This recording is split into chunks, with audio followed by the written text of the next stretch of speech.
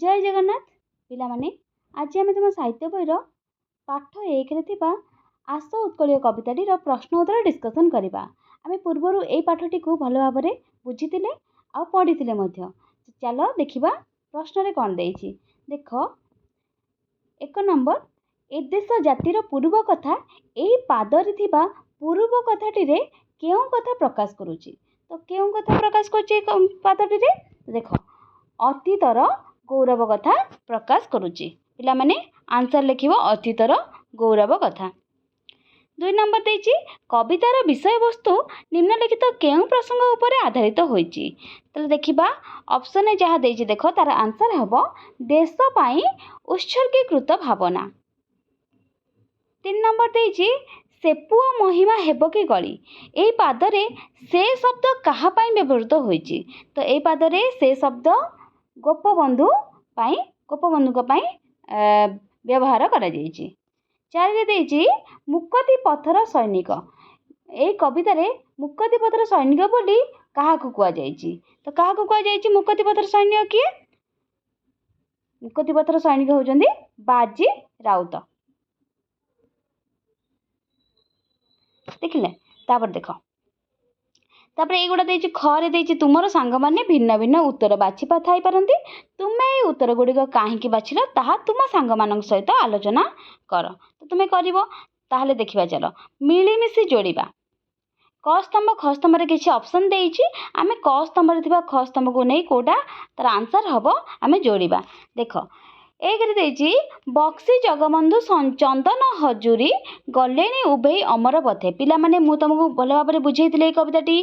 तो ए कविताटी जोटा बुझा बुझेइथिले तार अर्थ एटा कोडा हबो से देछि। देख आमे बक्सी जगबंधु चंदन हजूरी गलेनी उभे अमर पथे कौन हबो आंसर। देख आंसर हबो बक्सी जगबंधु चंदन हजूरी स्वाधीनता संग्राम करी अमर होइछंती।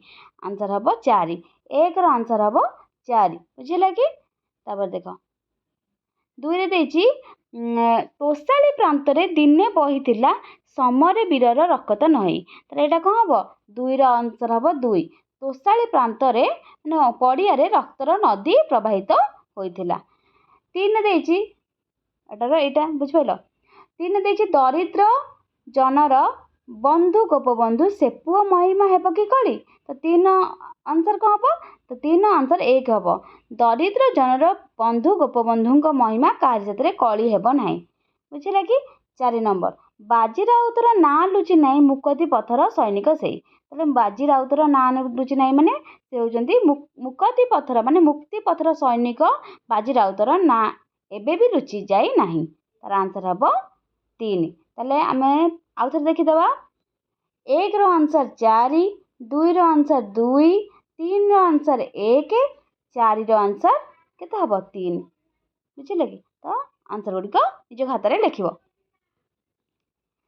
तो चलो देखिबा कवितार पद गुडी को आलोचना करिबा। तो कौन पद देछि एगुडा देख ए पदटी आमे किपरि लिखिबा आमे सरलार्थ टाइप रे लिखिबा। प्रथमे आमे प्रश्न गुडी को पढि देबा तापरे आमे आंसर एकाथरे देखिबा।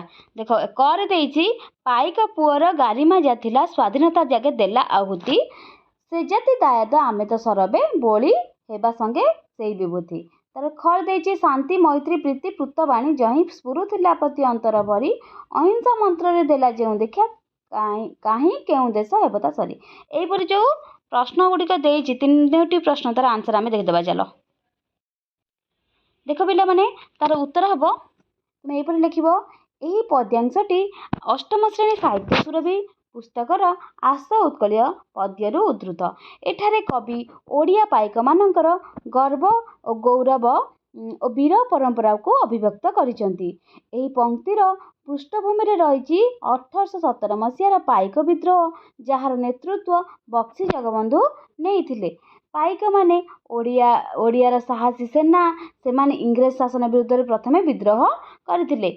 ओडिया पाइक मानकर वीरत्व और बलिदान को एठारे स्मरण करा जाइछि। सेमाने देशर स्वाधीनता लागि निज जीवन को आहुति देइथिले। କବି କହିଛନ୍ତି ଯେ ଆମେ ସେହି ବୀରମାନଙ୍କର ଉତ୍ତରାଧିକାରୀ।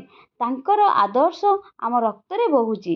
ପାଇକମାନଙ୍କର ସାହସ, ଆତ୍ମସମ୍ମାନ ଓ ଦେଶଭକ୍ତିକୁ ଜୀବନରେ ଆହରଣ କରିବାକୁ କବି ଆହ୍ୱାନ ଜଣାଇଛନ୍ତି। ତ ଏହିପରି ତାର ଆନ୍ସର ଲେଖିବ। ତ ଖ ଆମେ ପ୍ରଶ୍ନ ପଢ଼ିଥିଲେ, ତାର ଆନ୍ସର ହେବ ଦେଖ, ଉକ୍ତ ପଦ୍ୟାଂଶଟି ଅଷ୍ଟମ ଶ୍ରେଣୀ ସାହିତ୍ୟ ସୁରଭି ପୁସ୍ତକର ଆସ, ଏଠି ମିଷ୍ଟେକରେ ଆସି ହେଇଯାଇଛି, ଆସ ଉତ୍କଳୀୟ ପଦ୍ୟରୁ ଉଦ୍ଧୃତ। ଭାରତ ପ୍ରାଚୀନ କାଳରୁ ଶାନ୍ତି, ପ୍ରେମ, ମୈତ୍ରୀର ସନ୍ଦେଶ ସାରା ବିଶ୍ୱକୁ କିପରି ପ୍ରଦାନ କରି ଆସିଛି ତାହା ଏଠାରେ କବି ପ୍ରକାଶ କରିଛନ୍ତି। ଭାରତୀୟ ସଂସ୍କୃତି ଓ ଦର୍ଶନର ମାନବତାର ଉଚ୍ଚ ଆଦର୍ଶରେ ଆଧାରିତ। ବସୁଧୈବ କୁଟୁମ୍ବକମ୍ ଭାବନା ଆମକୁ ସମସ୍ତ ପୃଥିବୀ ଏକ ପରିବାର ବୋଲି ଶିକ୍ଷା ଦେଇଥାଏ। ଏହି ଉଦାର ଚିନ୍ତାଧାରା ଭାରତକୁ ବିଶ୍ୱର ଶ୍ରେଷ୍ଠ ସ୍ଥାନ ପ୍ରଦାନ କରୁଛି। ଏଠାରେ ଜନ୍ମ ନେଇଥିବା ହିନ୍ଦୁ, ବୌଦ୍ଧ, ଜୈନ ଓ ଶିଖ ଧର୍ମ ସଦା କରୁଣା, ସହିଷ୍ଣୁତା ଓ ଅହିଂସାର ପଥ ପ୍ରଦର୍ଶନ କରିଛନ୍ତି। ଅହିଂସା ଭାରତର ସବୁଠାରୁ ମହାନ ଉପଲବ୍ଧି। ମହାତ୍ମା ଗାନ୍ଧୀ ଅହିଂସା ଓ ସତ୍ୟାଗ୍ରହ ମାଧ୍ୟମରେ ଦେଶକୁ ସ୍ୱାଧୀନତା ଦେଇଥିଲେ। କ'ଣ ଦେଇଥିଲେ? ସ୍ୱାଧୀନତା ଦେଇଥିଲେ। ତାଙ୍କର ଆଦର୍ଶ ସାରା ବିଶ୍ୱରେ ମାନବ ଅଧିକାର ଓ ଆନ୍ଦୋଳନକୁ ପ୍ରେରଣା ଦେଇଛି। ସେ ପ୍ରମାଣ କରିଥିଲେ ଯେ ଶକ୍ତି ହିଂସାରେ ନୁହେଁ, ସତ୍ୟ ଓ ଧୈର୍ଯ୍ୟରେ ରହିଛି। ସମ୍ରାଟ ଅଶୋକ କଳିଙ୍ଗ ଯୁଦ୍ଧ ପରେ ହିଂସାର ଭୟାବହତା ବୁଝି ଧର୍ମ ଓ ଶାନ୍ତିର ପଥ ଅନୁସରଣ କରିଥିଲେ। ତାଙ୍କର ଧର୍ମଚକ୍ର ଆଜି ଜାତୀୟ ପତାକାରେ ଶୋଭା ପାଉଛି। ଭାରତ ସମଗ୍ର ବିଶ୍ୱକୁ ଶାନ୍ତି, ମୈତ୍ରୀ, ପ୍ରେମ ଓ ଅହିଂସାର ଦୀକ୍ଷା ପ୍ରଦାନ କରିଛନ୍ତି। ଆମେ ସେହି ଦେଶର ସନ୍ତାନ ହୋଇ ଗର୍ବ ଅନୁଭବ କରିବା ଉଚିତ। ତାହେଲେ ଖର ଆନ୍ସର ହେଲା ଏଇଟା। ତ ଗରେ ଦେଖ ପ୍ରଶ୍ନ ଦେଇଛି, ତ୍ୟାଗ ଆଦର୍ଶ ଜାତିର ମହତ୍ଵ, ଦେଶ ପାଇଁ ଦେଲା ନିଜକୁ ବଳି, ଦରିଦ୍ର ଜନର ବନ୍ଧୁ ଗୋପବନ୍ଧୁ, ସେ ପୁଅ ମହିମା ହେବ କି କଳି। ଦେଖ, ଉକ୍ତ କବିତାଂଶଟି ଜାତୀୟ କବି ବୀରକିଶୋର ଦାସଙ୍କ କଲମ ପ୍ରସୂତ ଆସ ଉତ୍କଳୀୟ କବିତାର ଅଂଶବିଶେଷ। ଏହି ପଦରେ କବି ଉତ୍କଳମଣି ଗୋପବନ୍ଧୁ ଦାସଙ୍କ ତ୍ୟାଗମୟ ଜୀବନ ଏବଂ ଆଦର୍ଶକୁ ଭୂୟସୀ ପ୍ରଶଂସା କରିଛନ୍ତି। କୌଣସି ଜାତିର ପ୍ରକୃତ ମହତ୍ଵ ତାର ଅବାସୀଙ୍କର ତ୍ୟାଗ ଓ ଆଦର୍ଶରୁ ଜଣାପଡ଼େ। ଗୋପବନ୍ଧୁ ଥିଲେ ସେହିପରି ଏକ ଆଦର୍ଶର ମୂର୍ତ୍ତିମନ୍ତ ରୂପ, ଯିଏ ଦେଶ ମାତୃକାର ସେବା ଏବଂ ଗରିବ ନିଷ୍ପେଷିତଙ୍କ ଉନ୍ନତି ପାଇଁ ନିଜ ସୁଖ ସ୍ୱାଚ୍ଛନ୍ଦ୍ୟକୁ ସମ୍ପୂର୍ଣ୍ଣ ରୂପେ ବଳିଦାନ ଦେଇଥିଲେ। ସେ ସର୍ବଦା ଦରିଦ୍ର ଜନତାର ଦୁଃଖରେ ସମଦୁଃଖୀ ହୋଇଥିବାରୁ ତାଙ୍କୁ ଦରିଦ୍ର ଜନର ପ୍ରକୃତ ବନ୍ଧୁ କୁହାଯାଏ। ଏଭଳି ଜଣେ ମହାନ ଓ ସୁଯୋଗ୍ୟ ସନ୍ତାନର ମହିମାକୁ ଶବ୍ଦରେ ବର୍ଣ୍ଣନା, ଦେଖ ଏଇଟାକୁ ପିଲାମାନେ ବର୍ଣ୍ଣନା ଲେଖିବ, ଶବ୍ଦରେ ବର୍ଣ୍ଣନା କରିବା ବା କଳନା କରିବା ଅସମ୍ଭବ ଅଟେ ବୋଲି କବି ପ୍ରକାଶ କରିଛନ୍ତି। ଏଥିରେ ଗୋପବନ୍ଧୁଙ୍କ ପ୍ରତି କବିଙ୍କର ଗଭୀର ଶ୍ରଦ୍ଧା ନିହିତ। ତାପରେ ଦେଖିବା ପ୍ରଶ୍ନ କ'ଣ ଦେଇଛି, ତାପରେ ଆନ୍ସର ଆମେ ଆସିକି ଏଠୁ ଦେଖିବା। ଦେଖ ପିଲାମାନେ, ଏଠି ଦେଇଛି ବୁଝି ବିଚାରି ଲେଖ। ଦେଖ, କରେ ଦେଇଛି ଏ ଦେଶ ଜାତିର ପୂର୍ବ କଥା, ଉକ୍ତ ଧାଡ଼ିରେ କେଉଁ ଦେଶ ଓ ଜାତିର ପୂର୍ବ କଥା ସମ୍ପର୍କରେ କୁହାଯାଇଛି ଏବଂ କାହିଁକି। ଦେଖ, ଏହିପରି 5ଟି ପ୍ରଶ୍ନ ଅଛି। ତୁମେ ଏ ପ୍ରଶ୍ନକୁ ଦେଖିଦେବ। ଆନ୍ସର ଦେଖ ପିଲାମାନେ ଏବେ ହେବ। ପିଲାମାନେ ଆନ୍ସର ହେବ, ଏ ଦେଶ ଜାତିର ପୂର୍ବ କଥା ଧାଡ଼ିରେ ଭାରତ ଦେଶ ଓଡ଼ିଆ ଜାତିର ଓଡ଼ିଆ ଜାତିର ପୂର୍ବ କଥା ସମ୍ପର୍କରେ କୁହାଯାଇଛି। ଭାରତବାସୀ ଓ ଓଡ଼ିଆବାସୀଙ୍କ ହୃଦୟରେ ସ୍ୱାଧୀନତାର ଅଗ୍ନିସ୍ଫୁରଣ ପାଇଁ ଏହା କୁହାଯାଇଛି। ତାପରେ ଖରେ ଦେଇଛି, ବକ୍ସି ଜଗବନ୍ଧୁ ଓ ଚନ୍ଦନ ହଜୁରୀ କେଉଁ ପଥର ପଥିକ ଥିଲେ? ସେମାନେ କେଉଁ କାର୍ଯ୍ୟ ପାଇଁ ଅମର ଥିଲେ? ବକ୍ସି ଜଗବନ୍ଧୁ ଓ ଚନ୍ଦନ ହଜୁରୀ ଅମର ପଥର ପଥିକ। ବକ୍ସି ଜଗବନ୍ଧୁ 1817 ମସିହାରେ ଓଡ଼ିଶାରେ ହୋଇଥିବା ପାଇକ ବିଦ୍ରୋହର ନେତୃତ୍ୱ ନେଇଥିଲେ। ସେ ବ୍ରିଟିଶ ଶାସନ ବିରୁଦ୍ଧରେ ସାହସିକ ଯୁଦ୍ଧ କରିଥିଲେ। ଦେଶ ମାଟି ଲାଗି ତାଙ୍କର ବଳିଦାନ ତାଙ୍କୁ ଅମର କରିଛି। ଚନ୍ଦନ ହଜୁରୀ ଭାରତୀୟ ପ୍ରଥମ ଜାତୀୟତା ସଂଗ୍ରାମର ଏକ ସାହସିକ ଯୋଦ୍ଧା। ସେ ବ୍ରିଟିଶ ଶାସନ ବିରୁଦ୍ଧରେ ଯୁଦ୍ଧ କରି ଶହୀଦ ହୋଇଥିଲେ। ଗରେ ଦେଖ ପିଲାମାନେ, ସେ ଜାତି ଦାୟାଦ ଆମେ ତ ସରବେ, ଉକ୍ତ ପଦରୁ ତୁମେ କ'ଣ ବୁଝିଲ ଲେଖ। ତାହେଲେ ସେ ଜାତି ଦାୟାଦ, ଏଇଟା ପିଲାମାନେ ଦାୟାଦ ହବ। ଦାୟାଦ ଆମେ ତ ସରବେ ଆମେ ସମସ୍ତ ଓଡ଼ିଶାବାସୀ ଗଙ୍ଗାଠାରୁ ଗୋଦାବରୀ ଯାଏ ସାମ୍ରାଜ୍ୟ ବିସ୍ତାର କରିଥିବା ବୀର ଜାତିର ଉତ୍ତରାଧିକାରୀ। ଘରେ ଦେଖ କବିତାରେ ଦେଶ ପ୍ରେମ ସମ୍ପର୍କରେ ଅନେକ କଥା ଉଲ୍ଲେଖ କରାଯାଇଛି। ତୁମେ ଦେଶ ପ୍ରେମ ସମ୍ପର୍କରେ ଯାହା ଜାଣ ଲେଖ। ତାହେଲେ ଦେଖ ଦେଶ ପ୍ରେମର ଅର୍ଥ ହେଉଛି ନିଜ ଦେଶକୁ ଭଲ ପାଇବା ଓ ତାକୁ ନେଇ ଗର୍ବ କରିବା। ଏହା କେବଳ ଭାବନା ନୁହେଁ, କାର୍ଯ୍ୟରେ ପ୍ରକାଶ ପାଉଥିବା ଏକ ମୂଲ୍ୟବୋଧ। ଦେଶ ପ୍ରେମର ମୁଖ୍ୟ ଦିଗ ଗୁଡ଼ିକ ହେଲା, ଦେଖ ଦିଗ ଗୁଡ଼ିକ କ'ଣ? ଦେଶର ଐତିହ୍ୟ ଓ ସଂସ୍କୃତି ପ୍ରତି ସମ୍ମାନ, ସମ୍ବିଧାନ ଓ ନିୟମ କାନୁନ ମାନିବା, ଭୋଟ ଦେବା ଓ ସଚେତନ ନାଗରିକ ହେବା, ଦେଶର ଉନ୍ନତି ପାଇଁ କାର୍ଯ୍ୟ କରିବା, ସମସ୍ତ ନାଗରିକଙ୍କୁ ସମ୍ମାନ ଓ ଏକତା ସୂତ୍ରରେ ବାନ୍ଧି ରଖିବା। ଉଁହରେ ଦେଇଛି ଏହି କବିତାଟି ଏକ ଦେଶାତ୍ମବୋଧକ କବିତା ଯାହା ଆମକୁ ଆମ ରାଜ୍ୟ ଓ ଦେଶକୁ ଭଲ ପାଇବାର ପ୍ରେରଣା ଜାଗ୍ରତ କରାଏ। ଏହି କବିତାଟି ତୁମକୁ କେଉଁ ପ୍ରେରଣା ପ୍ରଦାନ କରୁଛି ଲେଖ। ତାହେଲେ ଉତ୍ତର ଲେଖିବ ପିଲାମାନେ। ଦେଶାତ୍ମବୋଧକ କବିତା ଆମକୁ ଜାଗୃତି, ସଚେତନ, ଦେଶ ହିତୈଷୀ ନାଗରିକ ହେବାକୁ ପ୍ରେରଣା ଦେଇଥାଏ। ତାପରେ ଦେଖିବା ପ୍ରଶ୍ନ। ପିଲାମାନେ ଦେଖ ଅନୁମାନ ଓ କଳ୍ପନାରୁ ଆମେ କିଛି ପ୍ରଶ୍ନ ଉତ୍ତର କରିବା। କରେ ଦେଇଛି ବକ୍ସି ଜଗବନ୍ଧୁ ପରି ହେବା ପାଇଁ ତୁମେ କ'ଣ କରିବା ଉଚିତ? ତ ଏହିପରି କେତୋଟି ପ୍ରଶ୍ନ ଦେଇଛି, ଚାଲ ତାର ଆନ୍ସର ଆମେ ଦେଖିବା। ପିଲାମାନେ ଏହାର ଉତ୍ତରରେ ଲେଖିବ ବକ୍ସି ଜଗବନ୍ଧୁଙ୍କ ପରି ହେବା ପାଇଁ ଆମେ ସାହସୀ, ନିର୍ଭୀକ, ଏଇଟା ନିର୍ଭୀକ ହେବ ପିଲାମାନେ, ଏଇଟା ନିର୍ଭୀକ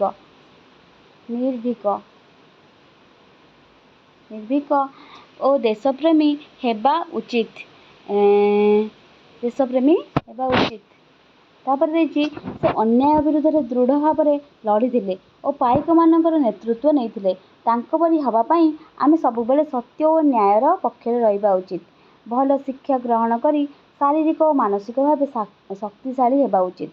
ଦେଶ, ସମାଜ ଓ ସଂସ୍କୃତି ପ୍ରତି ସମ୍ମାନ ଓ ସେବା ଭାବ ରଖିଲେ ଆମେ ବକ୍ସି ଜଗବନ୍ଧୁଙ୍କ ଆଦର୍ଶକୁ ଅନୁସରଣ କରିପାରିବା। ତାରେ ଖରେ ଦେଇଛି ନିଜକୁ ପାଇକ ପୁଅ ଭାବି ଦେଶ ସେବା ପାଇଁ କ'ଣ କରିପାରିବ? ତାହେଲେ ଉତ୍ତରରେ ଆମେ ଲେଖିବା ନିଜକୁ ପାଇକ ପୁଅ ମନେକରି ଦେଶ ସେବା କରିବାର ଅର୍ଥ ହେଉଛି ଉତ୍ତମ ନାଗରିକ ହେବା, ସମ୍ବିଧାନର ନିୟମ ମାନିବା, ପରିବେଶକୁ ସୁରକ୍ଷା କରିବା ଓ ସମାଜରେ ଏକତା ପାଇଁ କାର୍ଯ୍ୟ କରିବା ବାଞ୍ଛନୀୟ। ଗରିବମାନଙ୍କୁ ସହାୟତା କରିବା, ବିପଦ ସମୟରେ ଲୋକଙ୍କ ପାଖରେ ଦୃଢ଼ ଭାବରେ ଛିଡ଼ା ହେବା ଓ ଭାଷା ସଂସ୍କୃତିକୁ ସମ୍ମାନ ଦେବା ହେଉଛି ସଚ୍ଚା ପାଇକ ପୁଅର ଲକ୍ଷଣ। ତେଣୁ ଆମେ ସାହସ, ସତ୍ୟନିଷ୍ଠ ଓ ସେବା ମନୋଭାବ ଧାରଣ କରି ଦେଶର ଉନ୍ନତି ନିମନ୍ତେ କାର୍ଯ୍ୟ କରିବା ଉଚିତ।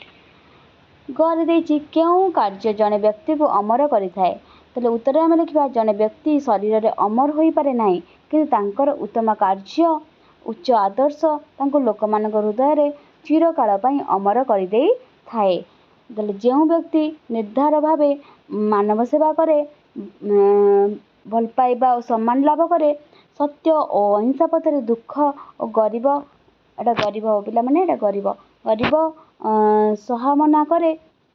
ଗରିବଙ୍କ ସହାୟତା କରେ, ଏଇଟା ସହାୟତା ହେବ ପିଲାମାନେ, କରେ ସେ ଲୋକମାନଙ୍କ ଭଲ ପାଇଁ ଦେଶକୁ ସେବା କରିଥିବା ମହାତ୍ମା ଗାନ୍ଧୀ ଆଉ ମଧ୍ୟ ସମସ୍ତଙ୍କ ପ୍ରେରଣା ସ୍ରୋତ ଅଟନ୍ତି।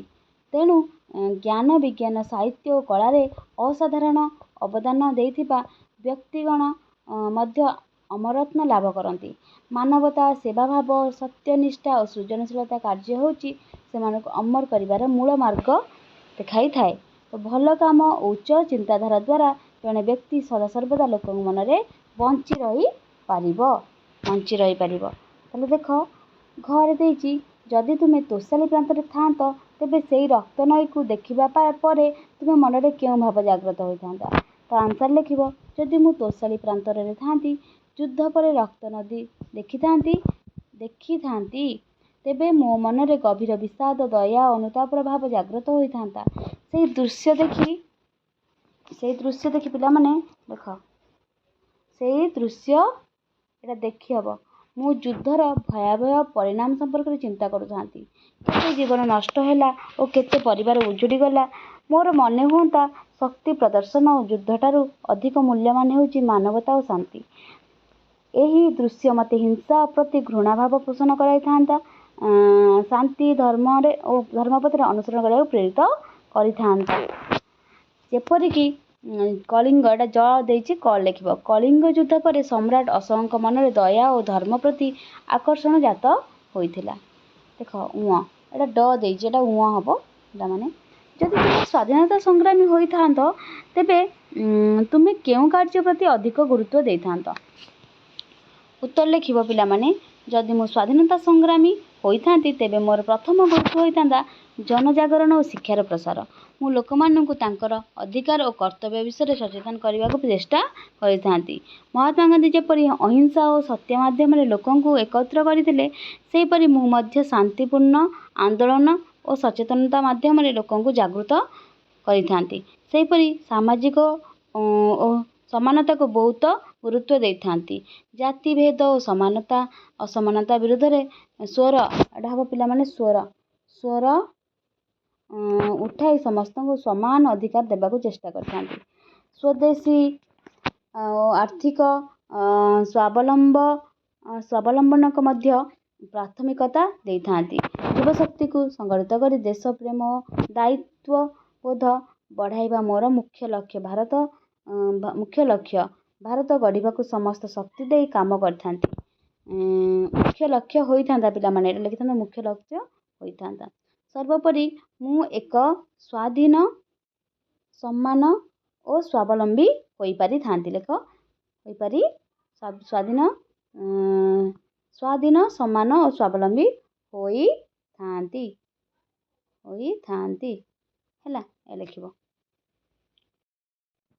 ଦେଖ ପିଲାମାନେ, ଏହି ପ୍ରଶ୍ନ ଗୁଡ଼ିକ ଆମେ ଆନ୍ସର୍ ଦେଖିଲେ ତାପରେ ଦେଖିବା କବିତା ରଚନା। ଦେଖ ଏଇ କବିତା ରଚନାଟି ତୁମେ ନିଜେ କରିବ, ତୁମର କବିତାକୁ ତୁମେ ଲେଖିବ।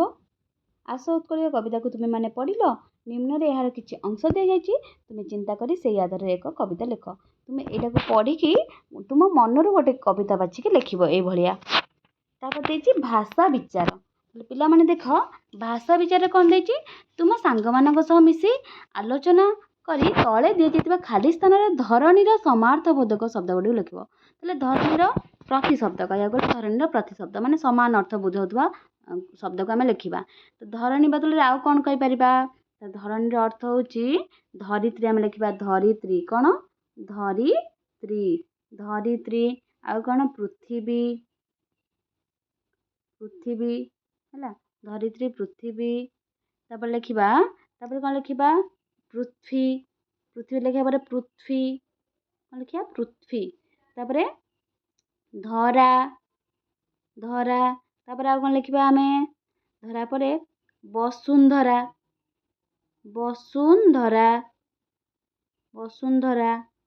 ଆଉ କ'ଣ ଲେଖିବା? ବସୁନ୍ଧରା ପରେ ମହି ପରେ ଅବନୀ। ଆଉ କ'ଣ ଲେଖିପାରିବା ଆମେ? ଅବନୀ ପରେ ବସୁଧା ବି ଆମେ ଲେଖିପାରିବା, ବସୁଧା। ତ ଏହିପରି ବହୁତ ଗୁଡ଼ିଏ ଧରଣୀର ପ୍ରତିଶବ୍ଦ ଅଛି, ଆମେ ତାକୁ ଏପରି ଲେଖିବା। ବୁଝିପାରିଲ? ଲେଖ ପିଲାମାନେ, ଆଉ ଥରେ କହିଦେଉଛି ଧରଣୀର ପ୍ରତିଶବ୍ଦ ଧରିତ୍ରୀ, ପୃଥିବୀ, ପୃଥ୍ୱୀ, ଧରା, ବସୁନ୍ଧରା, ମହି, ଅବନୀ ଆଉ ବସୁଧା ହେଲା। ଏହିପରି 5ଟି, କେତୋଟି? 1 2 3 4 5 6 7 8ଟି। ଆଉ ଗୋଟେ ବି ଅଛି ପିଲାମାନେ, ଲେଖ ମେଦିନୀ। ଏପଟେ ରହିଯାଇଛି, ଏଇଠି ଲେଖିବ ମେଦିନୀ। କ'ଣ? ମେଦିନୀ ହେଲା। ତାପରେ ଦେଖ ପିଲାମାନେ, ନିମ୍ନଲିଖିତ ଶବ୍ଦ ଗୁଡ଼ିକ ଗଦ୍ୟ ରୂପ ଆମେ ଲେଖିବା। ଦେଖ ଯେମିତି ଦେଇଦେଇଛି ପୂର୍ବର ପୂର୍ବ, ସେହିପରି ଗରବେର ଗର୍ବେ। କ'ଣ ହେବ ପିଲାମାନେ? ଗରବେର ଗର୍ବେ। ସରବେର ସର୍ବେ। ରକତର ରକ୍ତ। ଆଦରସର ଆଦର୍ଶ। ତରପଣର ହେବ ତର୍ପଣ। ତରପଣର ତର୍ପଣ ହେଲା। ତାପରେ ଦେଖ କାଳ ବା ସମୟ ବିଚାର କର। ଆମେ ଦେଖିବା କୋଉ କାଳରେ ଅଛି? ପାଇକ ପୁଅର ଗାରିମା ଯା ଥିଲା, ଏଇଟା କୋଉ କାଳରେ ଅଛି? ଅତୀତ କାଳରେ ଅଛି। ତୋଷାଳୀ ପ୍ରାନ୍ତରେ ଦିନେ ବହିଥିଲା, ସବୁ ଦୁଇଟାଙ୍କ ଅତୀତ କାଳରେ ଅଛି। ଆମେ ଦେଖିବା କ'ଣ କରିବାକୁ ଦେଇଛି। ଦେଖ ଉପରେ ଲିଖିତ ପଦ ଦୁଇଟି ଅତୀତ କାଳର ସୂଚନା ଦେଇଥାଏ। ତୁମେମାନେ ଏଇ ପଦ୍ୟାଂଶରୁ ନେଇ ବର୍ତ୍ତମାନ ଭବିଷ୍ୟତ କାଳରେ ପରିଣତ କର। ତାହେଲେ ଆମେ ଅତୀତ ଦେଇଛି, ଆମେ ବର୍ତ୍ତମାନ କରିବା ସହଜ ହେଇଯିବ। ପାଇକ ପୁଅର ଗାରିମା ଯାହା ଥିଲା ଅଛି, ଗାରିମା ଯାହା ଥିଲା ଦେଇଛି, ଆମେ କ'ଣ କରିବା ବର୍ତ୍ତମାନ ପ୍ରଥମେ କରିବା। ବର୍ତ୍ତମାନରେ କ'ଣ ଲେଖିବା? ପାଇକ ପୁଅର ଗାରିମା ବି ଅଛି, ଗାରିମା ବି ଅଛି ହେଲା। ତାପରେ 2ରେ ଲେଖିବା କ'ଣ? 2ରେ ଲେଖିବା ତୋଷାଳୀ ପ୍ରାନ୍ତରେ ବହୁଛି, ଦିନେ ବହୁଛି, ତୋଷାଳୀ ପ୍ରାନ୍ତରେ ବହୁଛି ଲେଖିବା, ବହୁଛି ହେଲା। ଦିନେ ବହୁଛି ଲେଖିପାରିବ, ଖାଲି ବହୁଛି ଲେଖିପାରିବ ହେଲା। ଏଇଟା ହେଲା ବର୍ତ୍ତମାନ କାଳ। ତାପରେ ଅତୀତ କାଳ ଦେଖିବା ନା କ'ଣ? ଭବିଷ୍ୟତ। ଅତୀତ ଦେଇଛି, ଭବିଷ୍ୟତ ଦେଖିବା। ଭବିଷ୍ୟତରେ ହବ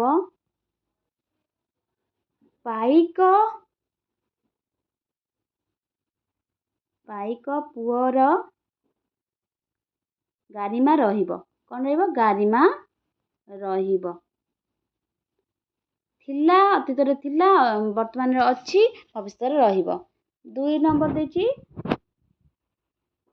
ତୋଷାଳୀ ପ୍ରାନ୍ତରେ ଦିନେ ବହିବ। ତୋଷାଳୀ ପ୍ରାନ୍ତରେ ଦିନେ ବହିବ,